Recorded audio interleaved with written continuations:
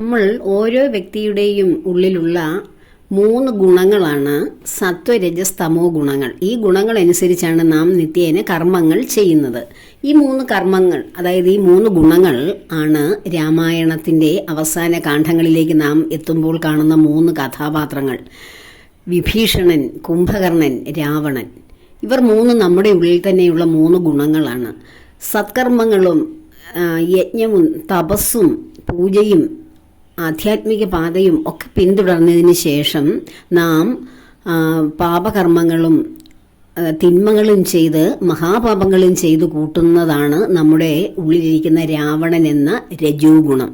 എന്നാൽ ഈശ്വര സാക്ഷാത്കാരം തന്നെയാണ് ജീവിതത്തിൻ്റെ ലക്ഷ്യം എന്ന് തിരിച്ചറിയുന്ന ആത്മാവിൻ്റെ ആ കുതിപ്പാണ്, ആ ഒരേ റൂട്ടിലൂടെ സഞ്ചരിക്കുന്ന ആത്മചൈതന്യമാണ് നമ്മളിലെ സത്വഗുണമാകുന്ന വിഭീഷണൻ.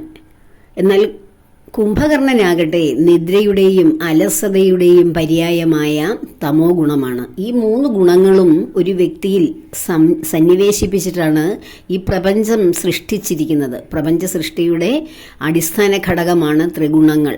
ഈ ഗുണങ്ങൾ എന്നാണോ ഒരു വ്യക്തിയിൽ അവസാനിക്കുന്നത്, അപ്പോഴാണ് ആ വ്യക്തി കർമ്മങ്ങൾ പൂർത്തിയാക്കി ഇവിടെ നിന്ന് ജഡം ഉപേക്ഷിച്ച് തിരികെ പോകുന്നത്.